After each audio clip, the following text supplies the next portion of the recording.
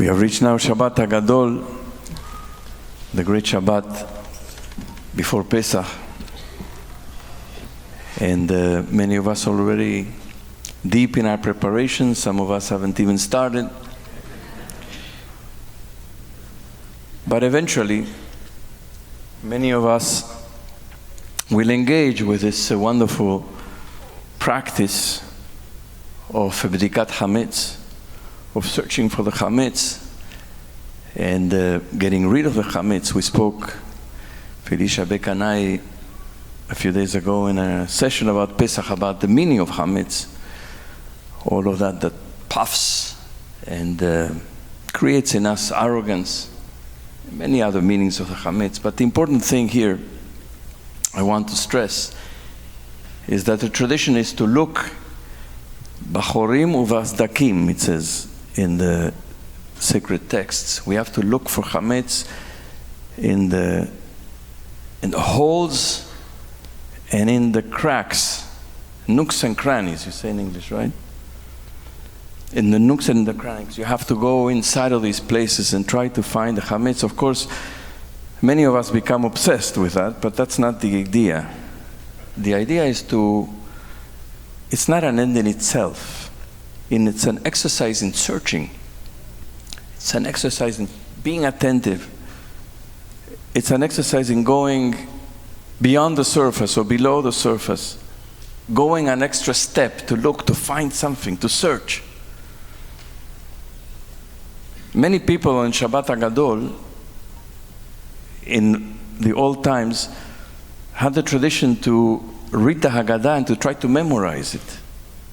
And the reason was that in those days when people used to have the Seder at the light of to the light of a candle or candles, if a wind would blow and the candles would go out, people had to know the Haggadah, particularly the important sections of the Haggadah, to be able to recite them by memory, because the recitation of the Haggadah, the Seder, is so crucial, it's so central to our tradition that it couldn't be skipped, it couldn't be missed. And there's a lot of text. And so people on Shabbat HaGadol would try to memorize the Haggadah. And the Haggadah is not just to be recited and repeated, but the tradition says in the Mishnah that a person is to be doresh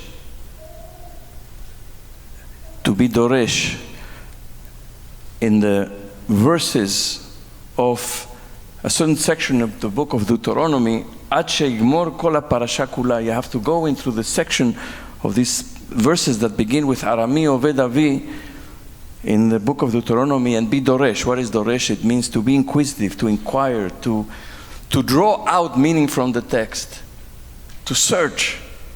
And that's why we have conversations at the Seder. It's not just the reading of the Haggadah, it's actually a conversation, a discussion, an exploration, expounding the text and augmenting the meaning of the literal text of the verses in the Deuteronomy that we recite at the Seder. My father was a wandering Aramean, and so on and so forth. And it says in the Haggadah itself, Mitzvah alenu lesaper b'tziat Mitzrayim. It is an obligation to tell about the Exodus from Egypt. V'kol hamarbe lesaper b'tziat Mitzrayim harei ze meshubach. And the more one tells about the Exodus from Egypt, behold, it is praiseworthy. And that's why we have to keep the conversation going and discussion and the questions and the exploration. The interesting thing, it says, Lesaper b'tziat Mitzrayim. In Hebrew, it doesn't say Lesaper et yetziat Mitzrayim. It doesn't say to tell the story of the Exodus, but to tell about the story of the Exodus. Lesaper b'tziat Mitzrayim is an interesting formulation, which means not just about to tell, it's about to tell with questions, with explanations, with embellishments. And so where am I going with this? Look, the search for the Hametz, it's about getting into these places below the surface. It's about searching and looking, and the same is true about the telling of the story. It's about inquiring, it's about questions, it's about responses, it's about engaging. That's what Pesach is about. Freedom doesn't come without doing all those things, without inquiring, without questioning, without looking, without going below the surface. That's what Pesach is about. It's about asking all those questions that we need to ask that hopefully will set us free. Asking why we are where we are. We're in a very difficult and challenging place, here in Israel and everywhere around the world. And we're not going to set ourselves free from this place if we don't search, if we don't look, if we don't question, and if we don't come with good answers. It's not just about questioning, it's about trying to figure out what's the way out.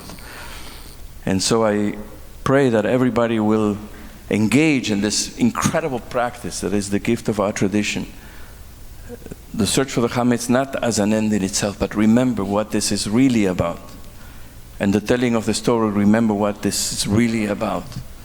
So that perhaps as we come out of Pesach in 10 days from now, we will have grown in inquisitiveness and grown in some understanding, and that each one of us personally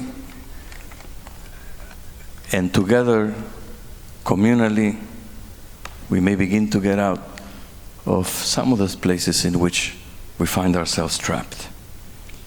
I wish everybody a Chag Sameach, good preparations, serious preparations, and not just a joyous Chag, but also a meaningful and deeply productive Chag of Pesach.